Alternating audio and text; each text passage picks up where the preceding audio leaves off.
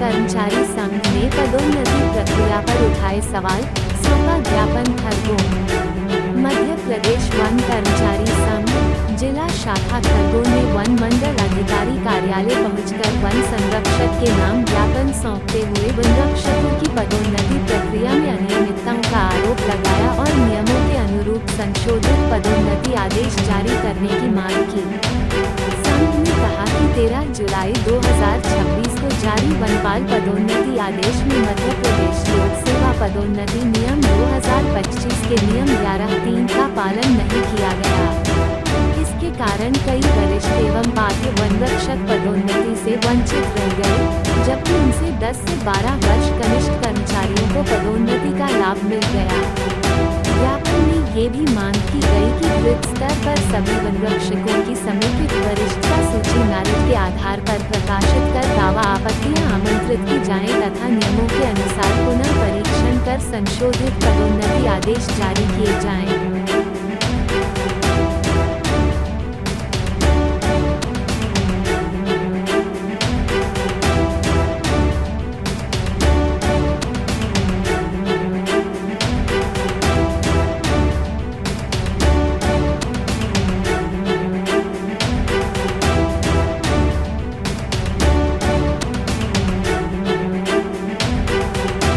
श्री परसों मैं पंडित रवि राजन मिश्रा, प्रदेश अध्यक्ष अखंड ब्राह्मण सेवा समिति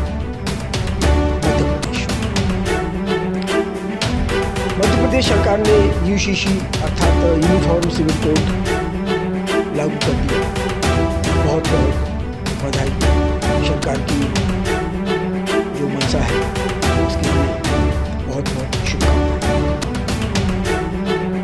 किंतु इससे पहले हमें यह जानना जरूरी है, civil code, uniform civil code UCC अर्थात समान नागरिक संहिता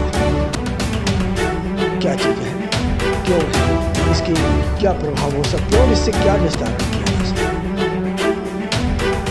सबसे पहले तो ये बात समझ में नहीं आई कि क्या सरकारें, राज्य सरकारें अथवा भारत सरकार विदेशी घुसपैठियों और शरणार्थियों को हिंदुस्तान में बसाने की व्यवस्था करना चाहती है।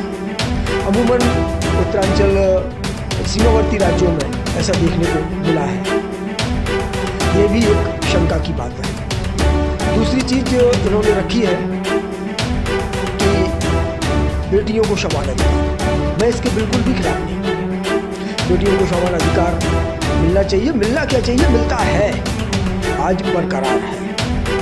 कोई माता पिता अपनी बेटी को दुर्व्यवहार की तरीके से नहीं देख सकता, उसके साथ समान व्यवहार किया जाता है। जैसा बेटों के साथ किया जाता है वैसा बेटियों के साथ किया जाता है। हमारे संस्कार और रिवाज ऐसे हैं कि बेटियां ब्याह कर अपने ससुराल जाती हैं और बहुएं ब्याह कर हमारे अपने ससुराल आती हैं।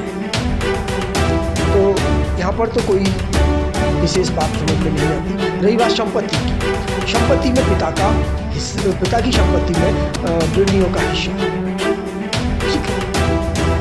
पिता की संपत्ति में बेटियों को हिस्सा दिया जाना चाहिए, लेकिन उसके साथ साथ क्या वो बेटियां जो हिस्सा लेने की हकदार हैं, दावा करती हैं, उनको ये भी तो होना चाहिए कि वो अपने माता पिता के बुढ़ापे की लाठी बने, उनके बुढ़ापे के समय में उनकी सेवा शुश्रूषा करें, उनका सहायता करें और उनकी खुशामद करें। उस समय कहाँ रहती है?